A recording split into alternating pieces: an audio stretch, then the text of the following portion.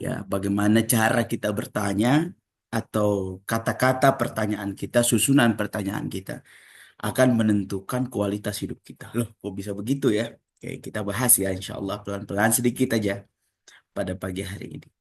Sebagai suplemen ya untuk pagi hari ini insya Allah. Jadi Bapak Ibu, di dunia ini sekarang ada dua aliran psikologi ya. Ada namanya konvensional psikologi, ada namanya positif psikologi. Konvensional psikologi atau yang memang itulah psikologi dulu pada awalnya yaitu adalah sebuah pendekatan yang fokus mengungkap sebab-sebab seseorang itu mengalami suatu penyakit misalnya atau gangguan misalnya. Contohnya seseorang itu depresi, maka konvensional psikologi akan bertanya kepadanya, ya, what is wrong? Apa yang salah denganmu? Gitu. Kenapa kamu sampai stres? Jadi fokusnya itu kepada masalahnya itu. Ya, what is not working in your life? Apa yang berjalan tidak baik-baik saja di hidupmu ini, gitu. Jadi tetap sesuatu masalah, fokuskan. What happened that brought you here? Masalah besar apa yang telah membawamu ke sini? Maksudnya ke psikolognya itu. Jadi fokusnya itu adalah kepada masalah, masalah, masalah, masalah. Sementara ya, atau juga what's the problem? Apa masalahmu? Why are you here? Kenapa kamu di sini? Ya, eh, hal musibah apa yang membuatmu datang ke sini? Kira-kira begitu. What's not going well in your relationship? Ya, hal apa yang tidak berjalan baik dalam hubunganmu? Masalah, masalah, masalah, dan masalah. Ya, sementara positif psikologi itu Bapak Ibu ya diperkenalkan oleh beberapa psikolog yang datang belakangan seperti Martin Seligman misalnya. Dia adalah fokusnya di mana? On what works. Fokus pertanyaannya itu adalah pada hal-hal baik, ya pada hal-hal baik yang ada pada diri klien tersebut atau pada diri pasien tersebut. Ya, contohnya apa katanya? What is going well in your life? Ya, ketika ada seorang pasien datang dan mengeluh kepadanya atau klien datang dan mengeluh kepadanya, meminta untuk diterapi dan lain sebagainya, yang ditanyakan bukan what is problem, bukan apa masalahmu atau apa namanya, apa yang tidak baik dalam hidupmu dan seterusnya, tetapi yang ditanyakan adalah what is going well in your life. Coba ceritakan kepadaku hal-hal baik apa yang sudah terjadi dalam hidupmu. Wah, gitu. Jadi pertanyaannya diganti dari negatif kepada positif. What is working? Rencana baik apa dalam hidupmu yang pernah terlaksana? Gitu. Rencana baik apa dalam hidupmu yang pernah terlaksana? Nah, ternyata ini semua adalah Bapak Ibu to fulfill our potential, we need to also focus on the positive. Untuk bisa mengoptimalkan potensi atau mengoptimalkan kemampuan kita untuk tumbuh dan berkembang, begitu juga klien kita atau orang yang ada di sekitar kita, kita itu juga butuh kepada fokus pada hal-hal yang positif, gitu. Jadi bukan hanya menanyakan hal-hal yang negatif, tetapi kita juga harus fokus kepada hal-hal yang positif. Ya, ini Bapak psikologi positif ya, namanya Martin Seligman. Apa katanya? The aim of positive psychology is to catalyze a change in physiology from ya preoccupation only with referring the worst thing in life to also wielding the best qualities in life. Jadi positif psikologi itu tetap dia akan menangani masalah-masalah ataupun problem-problem yang ada pada kliennya, tetapi also ini dikasih huruf besar di sini semuanya. Maksudnya ini tidak boleh ditinggalkan. Apa itu? Harus juga seseorang itu fokus kepada hal-hal yang bisa memperbaiki hidupnya, bukan hanya kepada hal-hal yang bisa menghancurkan hidupnya. Ya, jadi positif psikologi bukan hanya berpikir tentang hal apa yang menghancurkan hidupmu. Itu boleh, tetapi jangan lupa untuk berpikir tentang hal apa yang bisa menghebatkan hidupmu. Begitu. how to focus on the positive. Bagaimana cara kita itu untuk bisa fokus kepada hal-hal yang positif, Bapak Ibu? It is the question we ask. Caranya adalah dengan mengubah pertanyaan kita. Gimana cara kita agar itu fokus kepada hal-hal yang positif yang kemudian akan menumbuhkan kita? Caranya adalah dengan mengubah pertanyaan kita, Bapak Ibu. Ya, karena wrong question sama dengan triple result. Karena pertanyaan yang tidak tepat akan menghasilkan hasil yang tidak tepat. Pertanyaan yang negatif akan menghasilkan hasil yang negatif. Pertanyaan yang sangat keliru akan menghasilkan hasil yang keliru. Maka ketika kita memperbaiki pertanyaan kita, Bapak Ibu, maka itu akan memperbaiki hasil yang akan kita dapatkan, insya Allah. Ya, ada satu penelitian, Bapak Ibu. Nah, ini penting untuk saya sampaikan. Ya, tentang apa namanya setelah Perang Dunia Kedua ya. Setelah Perang Dunia Kedua, di mana orang-orang di Amerika khususnya itu banyak mengalami kemunduran. Ya. Banyak yang stres, depresi, kemudian putus sekolah, ya homeless, kemudian hamil tanpa bapak yang jelas, kemudian pembunuhan, kemudian eh, apa namanya kecanduan obat-obat terlarang dan lain sebagainya. Ya, lalu diteliti mereka, ya, diteliti. Why do the individuals fight? Kenapa mereka itu bisa seperti itu ya? Bisa gagal dalam hidup itu. Bisa apa namanya? Kok bisa jatuh dalam kehidupan yang terpuruk semacam itu? Ya, anak-anak tidak semangat belajar, orang tua tidak semangat bekerja, para remaja kecanduan obat-obatan, para gadis-gadis hamil tanpa jelas siapa orang tuanya, kemudian tawuran yang luar biasa banyaknya dan seterusnya Bapak Ibu. Dan penelitian ini dilakukan oleh UNESCO. Dan ini nggak main-main Bapak Ibu.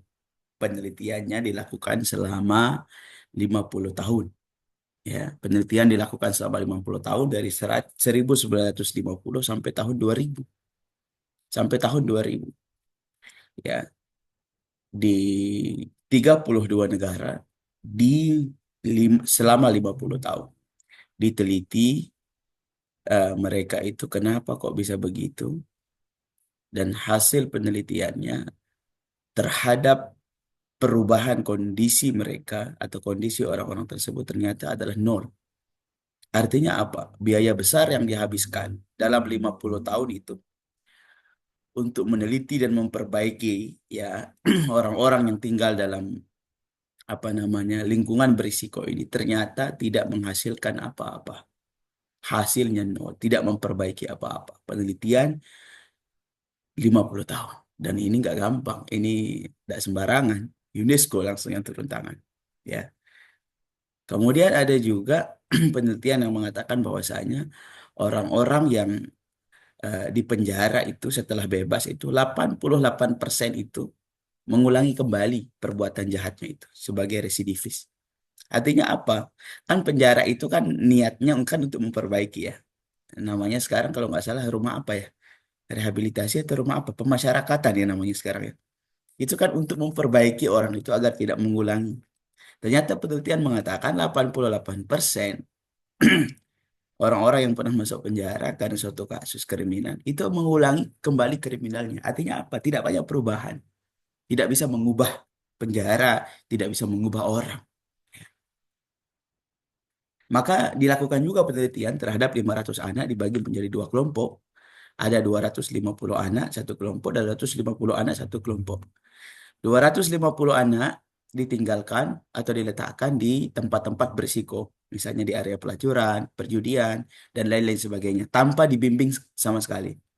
Ya, dan 250 anak ditempatkan di tempat yang baik dan ada mentornya, ada pembimbingnya.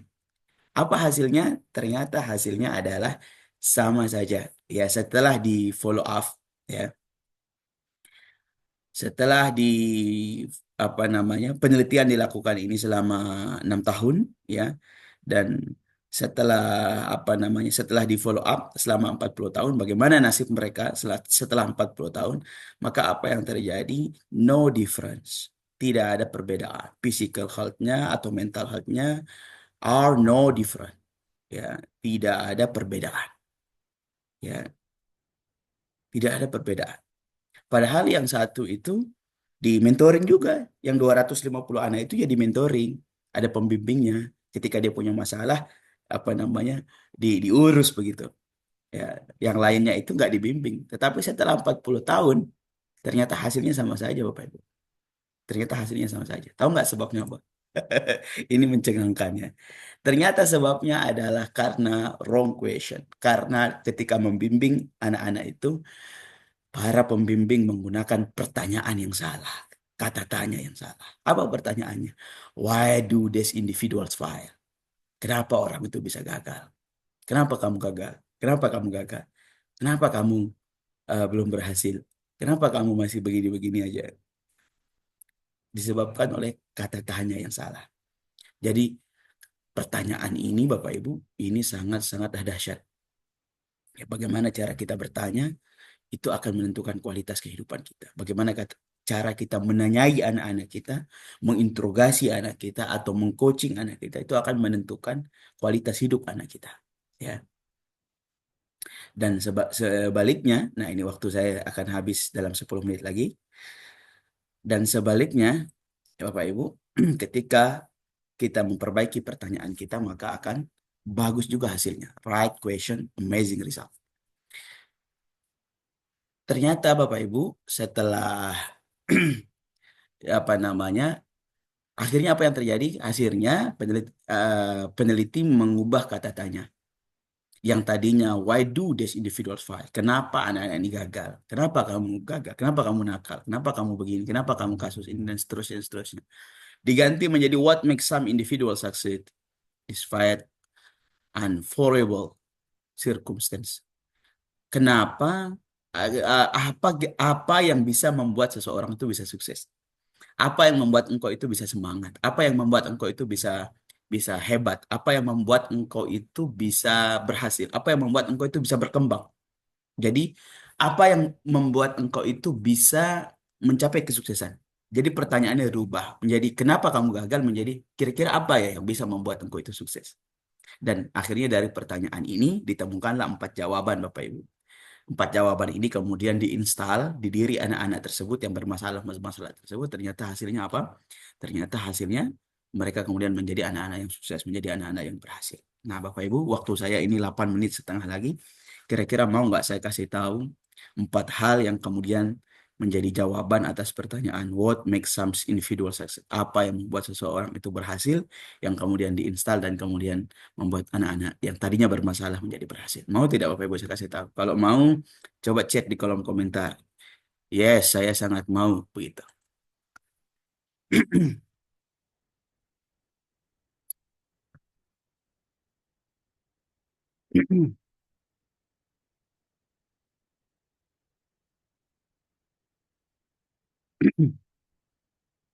Oke, karena banyak yang mau, maka saya bocorkan Bapak Ibu. Apa yang 4 itu Bapak Ibu?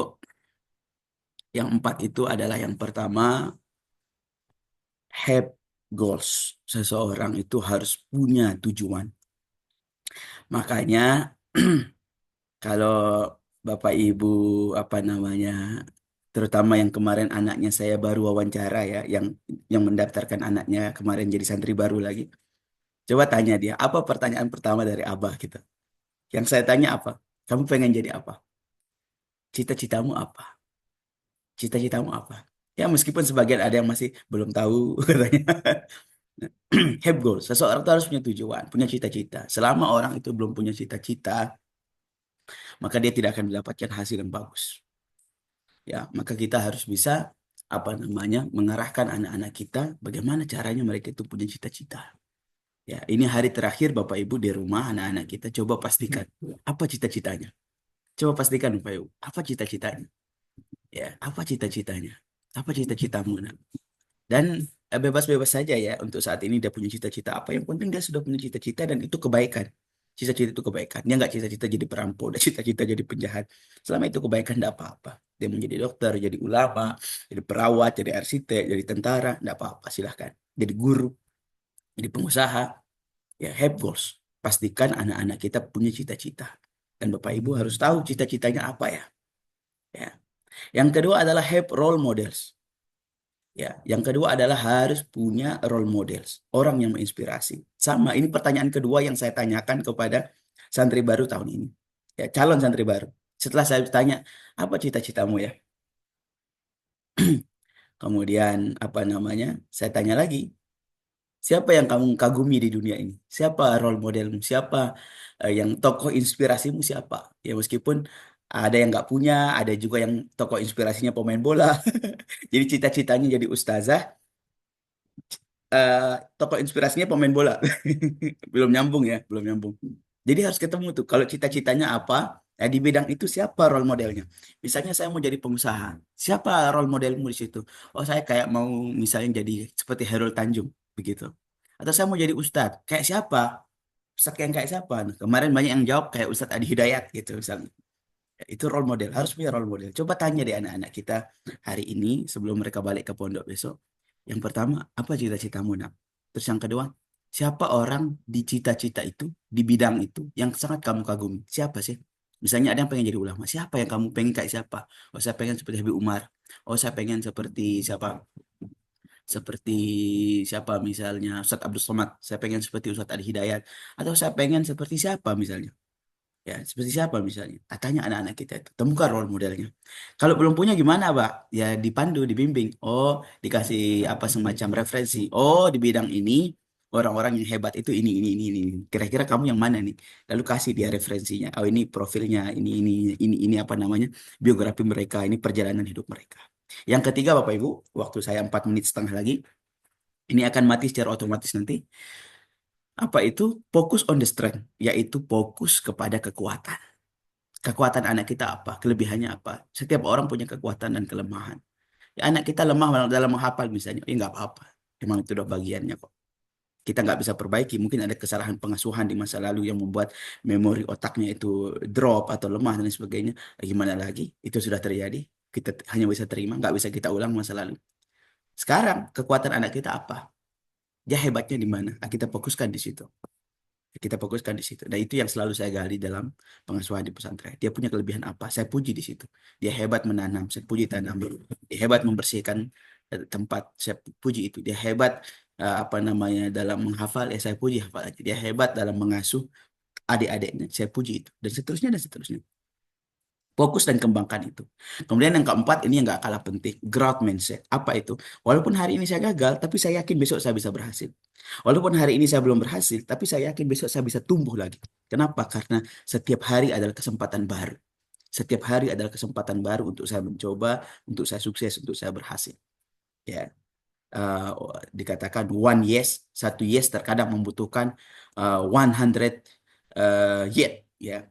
Satu yes membutuhkan kadang-kadang 100 yet, 100 belum. Satu sukses kadang-kadang membutuhkan belum 100 belum sukses, 100 belum sukses. Artinya butuh kadang-kadang 100 kali mencoba untuk berhasil. Dan saya yakin saya punya kesempatan dan kesempatan setiap hari adalah kesempatan baru. Growth mindset, tidak berputus asa, optimis.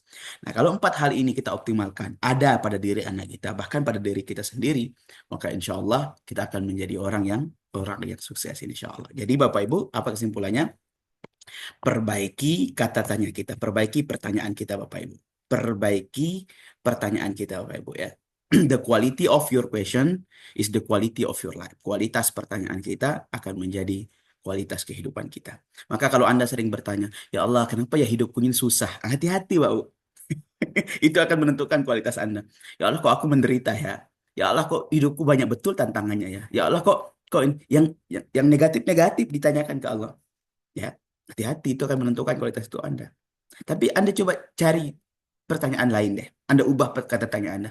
Ya Allah, gimana ya caranya agar saya ini bisa lebih sukses? Gimana caranya ya Allah agar saya bisa lebih sehat? Gimana caranya ya Allah agar saya bisa lebih kaya, lebih bisa mensejahterakan anak dan keluarga saya? Gimana caranya ya Allah saya bisa jadi lebih baik? Abah, maaf, mau pergi absen. Siap?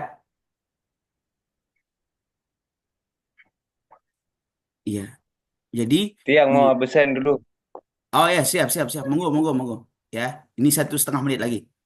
Maaf Nah, apa ya? lanjut, lanjut, lanjut. Nah, gimana ya caranya apa namanya anak-anak saya lebih baik lagi? Atau ketika anak kita punya kasus, misalnya dia melanggar peraturan pondok ya. Gimana cara nanyanya?